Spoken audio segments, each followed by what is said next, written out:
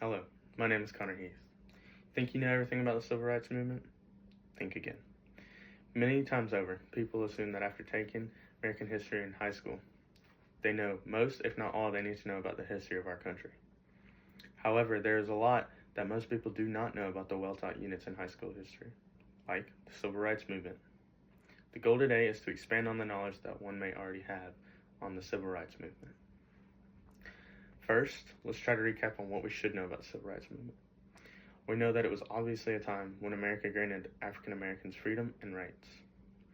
We know that there were big influential figures at that time, like Rosa Parks and Dr. Martin Luther King Jr. We also know that it wasn't just one big integration. It took lots of time and several tries. This visual aid behind me is a good representation of how colored people were treated at that time, as if they were black sheep, castaways, with a tag around their neck saying they were segregated. Now, something you might not have known is that sit-ins, boycotts, marches, and freedom rides were used before full integration was in motion. It took a decade of constant trial and error before full integration was in motion in 1964. Most of these movements were started by iconic figures at that time. Rosa Parks, for example, started the Montgomery bus boycott. As most of you can imagine, being a supporter of the Civil Rights Movement was basically like painting a big target on your back and saying, "Look at me and what I stand for," which was not always a good thing from other people's perspective. However, many people took on this risk. Many important people, as listed prior, took on this risk. For example, Dr. Martin Luther King Jr. He was an amazing speaker. He had such power in his words and the movements that he supported.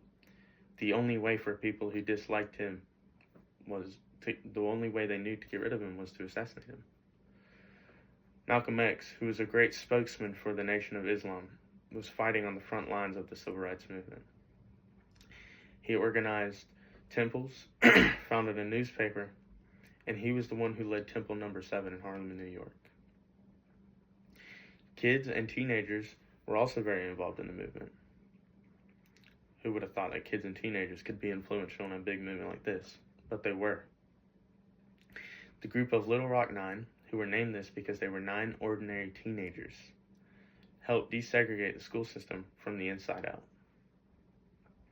They were turned away by their school guard and returned the next day with protection from federal troops to get into school. They gained much attention and popularity and became a big staple for the Civil Rights Movement. Rosa Parks was thrown in jail for simply not leaving a seat, which spiraled into the massive boycott of the Montgomery Bus Company. She had been fighting for equal rights since she was only 19.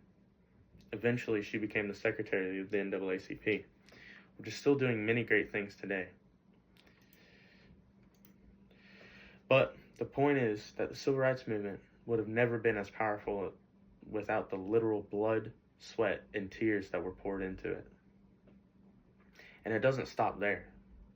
The NAACP still does many things to help the communities today.